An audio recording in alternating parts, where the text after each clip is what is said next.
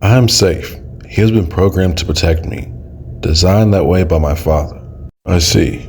Boete was a formidable mind, but I am confused. I'm the only emperor left standing. Still, these machines seem ready to kill me. Why aren't they following their emperor? Because my father built one last failsafe into the crown. Me.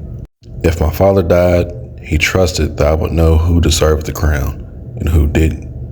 What have you decided? Let us find out what Femi's decision is in issue 4 of Black Panther Intergalactic. T'Challa is recollecting and thinking of all the information he's collected from being on planet Boete, and knows that this mountain is possibly the way that he can understand everything. And even if he has to level a mountain, he will do so. That explosion attracts a lot of attention. Not only does it attract Femi and the android Black Panther Juggernaut as they're going after Shuri, but the Immortal Black Panther noticed the explosion as well.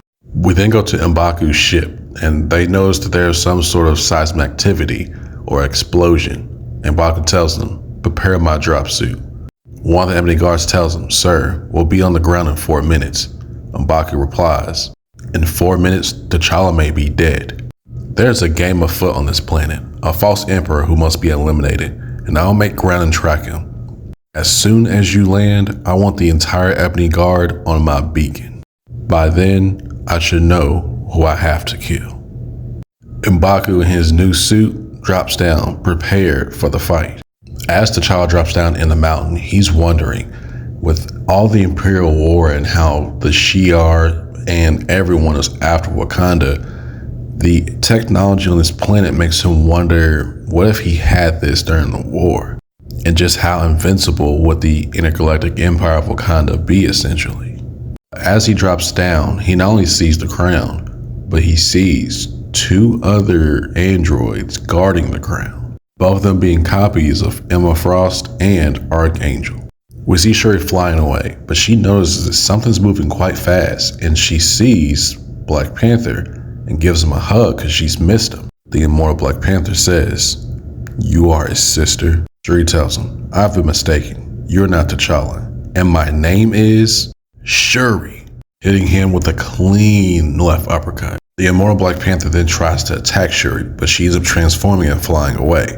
But the Immortal Black Panther uses the kinetic energy he's collected in the suit to stop Shuri.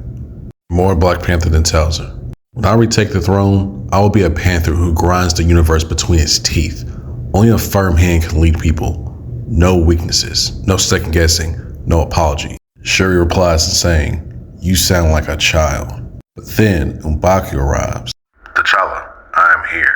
The Immortal Black Panther then tells him, "Let this be the end of Shuri once and for all." Right then and there. But he makes the save, destroying the Immortal Black Panther and saving Shuri. Shuri asks M'Baku, "How did you know?" M'Baku tells her, "I saw a man raising his hand to his sister.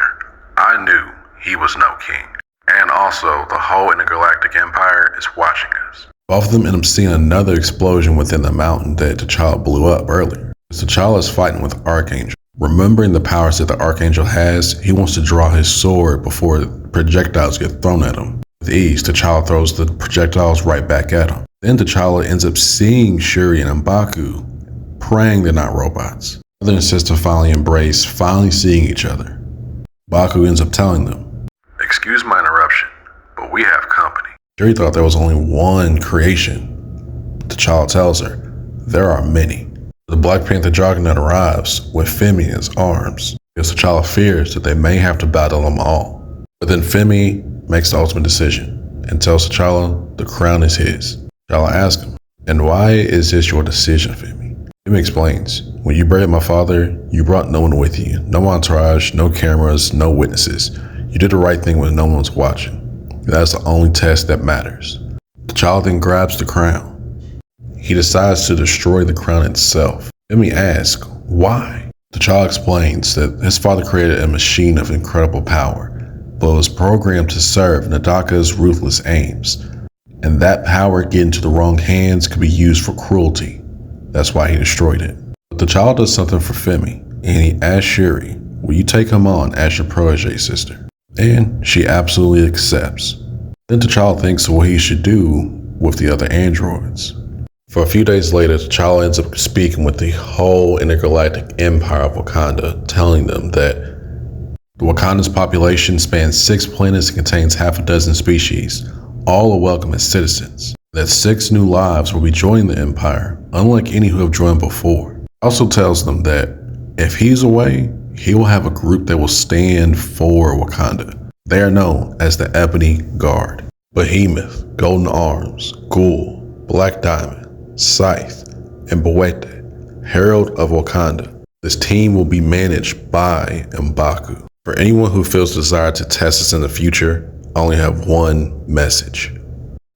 I dare you. Black Panther's story will continue in Avengers Armageddon later on this summer. This intergalactic miniseries was fun and shows that there's so much more to Wakanda and of course Black Panther.